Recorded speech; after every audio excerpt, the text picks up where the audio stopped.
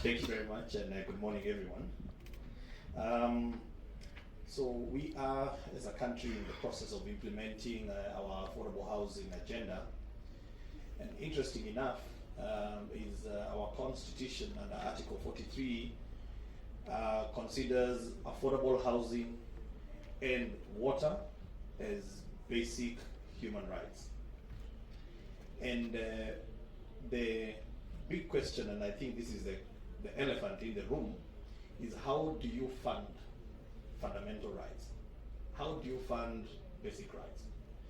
Because we can have seminars and we talk, and if we don't have a clear plan on how you're going to fund these fundamental rights, they just remain enshrined in the Constitution, but their enjoyment is curtailed.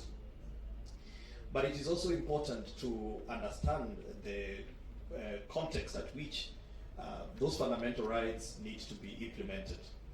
So in our case, when you look at Kenya, we are one of the highest and rapidly urbanizing countries.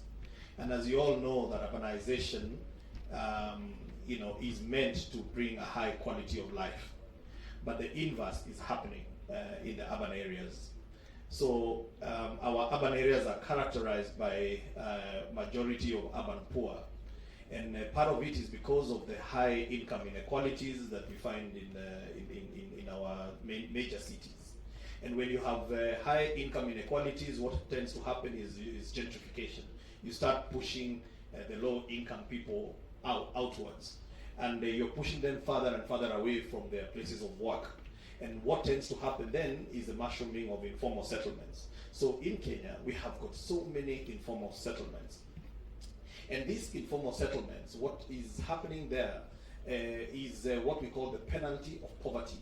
Because the people who live in these informal settlements don't have access to basic services. And the process, that particular situation is further exacerbated by the fact that some of these informal settlements are on private land. So it is even more complex for government's intervention, because what is government supposed to do? Are you supposed to go then and regularize private land? Are you supposed to acquire it and give it to the so-called informal settlers? It is very complex. And therefore, because of that situation, you find that even the provision of those basic services is not there. So let me give you an example here in Kenya.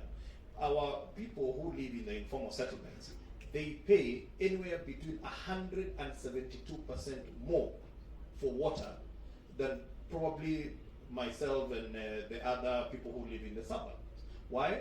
Because the water is delivered by the so-called water barons or water cartels in other places. That's what you call them. And so the person who needs water most actually end up paying the most for the same amount of water. And that is the reality that is confronting us. So part of what we are doing as a country to address that is to try and move them away from the informal settlement and incorporate them into our affordable housing program. And by doing so, we ensure that those new settlements that we are putting up, again, not far from where they are. Because if you take them far away, again, you're moving them away from their places of work, and again, the cost of transportation becomes the trade-off. So we have a very robust program that is looking at a multifaceted implementation, and one of those is what is called the urban renewal. We are looking at our 3 minutes over, the urban renewal program, where we are undertaking renewal of our old cities, and by doing that, we are making sure that this affordable housing program comes in with all the basic rights, the basic services